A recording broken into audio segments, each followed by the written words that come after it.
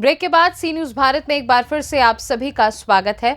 खबर इंदौर से है, जहां देव गुराडिया नेमावर रोड स्थित एनर्जी हॉस्पिटल के लापरवाही का मामला सामने आया है। पीड़ित परिवार का आरोप है कि डॉक्टर ने डिलीवरी के समय महिला को मौत के घाट उतार दिया। वहीं जब पीड़ित परिवार ने पुलिस से मदद की गुहार लगाई तो पुलिस ने उनका कोई सहयोग नहीं किया, जिसके बाद पीड़ित परिवार न्याय के लिए दर दर भटक रहा है। वहीं मामले की जानकारी देते हुए पीड़ित परिवार ने क्या कुछ बताया, सुनिए। आप देख रहे सी न्यूज भारत और मैं संतोष मालवी।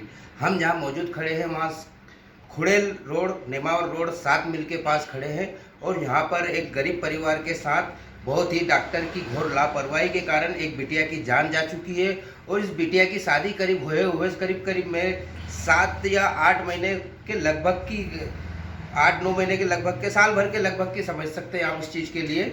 लेकिन यह डॉक्टरों की जो घोर लापरवाही देखने को मिली है कि बिना जा समय नहीं होने के बावजूद भी बाटल चढ़ाने गए, लेकिन उस बिटिया का डॉक्टरों ने जबरन ही ऑपरेशन करवा दिया, जो परिवार को चमका बुझाकर। आखिर हम जानते हैं ऐसा ही एक दुख भरी कहानी जो हमारे साथ मिलके परिजन है बैठे हुए हैं और उनके पति से हम जानेंगे आखिर क्या घटना हुई है और क्या क्या डॉक्टरों की घोर लापरवाही सामने देखने को मिल रही है। इसी बीच में हम साथ में आए हैं और सीधे हम दिखाते हैं उनके पति से। और ये जो छोटी सी गुड़िया है, ये करीब 10-15 दिन की गुड़िया है, 20 दिन की गुड़िया है, आप देख सकते हैं।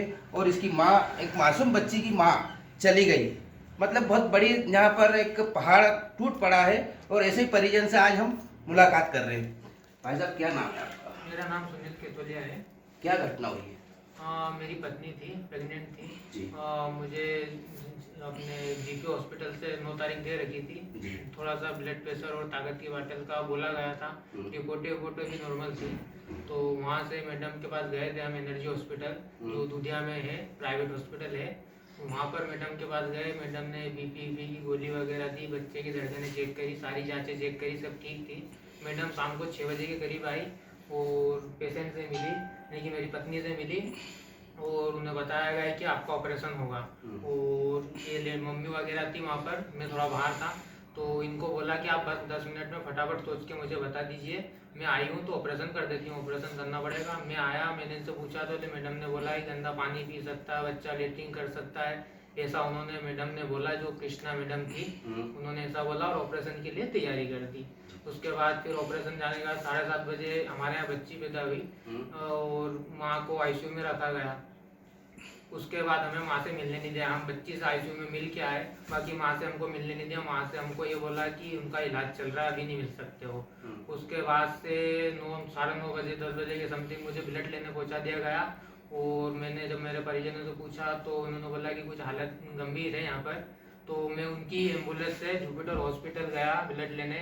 उसके बाद खुद की मैडम की गाड़ी भी आई ब्लड लेने मेरे पास। उसके बाद एक बार फिर मैं कैलाश हॉस्पिटल गया पलासिया पे। उसके बाद एक बार मैडम की गाड़ी गई अपने छावनी में ब्लड लेने।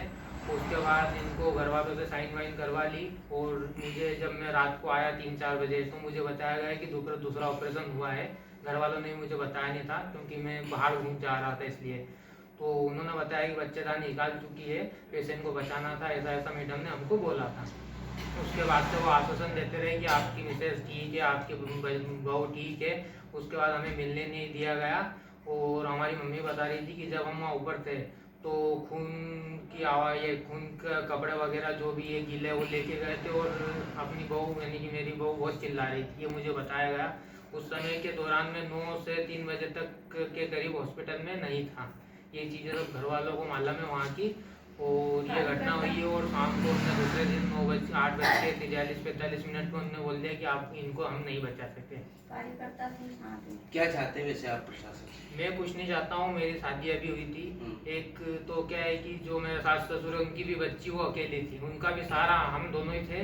और ये जो बच्ची है इसका भी सहारा यानी कि हम ही थे। तो हमें ये जानना है मैडम ने लापरवाही करी है, क्या करा है उसका मैडम के ऊपर जल्द से जल्द कार्रवाई की जाए और बच्ची को न्याय दिलाया जाए। बच्ची का पालन पोषण हम कैसे करेंगे? हमारी एक माँ है घर में और मैं नौकरी धंधे करता हूँ, तो मैं काम पे जाऊँगा कि बच्ची को संभालूंगा कि माँ को संभालूंगा। जिसकी शिकायत क्या आपने थाने पे की? इसकी शिकायत हमने 6 तारीख को आवेदन दिया था थाने पे, उसकी सुनवाई अभी तक नहीं हुई। हम 2 बार भी गए तो वहाँ से हमको बोला कि अभी हम रिपोर्ट लिखवाने में गए तो हमको बोला कि रिपोर्ट नहीं लिख सकते, अभी मेला चल रहा है, टीआई साहब आपकी जांच कर रहे हैं। उसके बाद फिर अभी 2-3 दिन पहले भी गए थे तो उन्होंने बोला कि आपकी जांच चल रही है।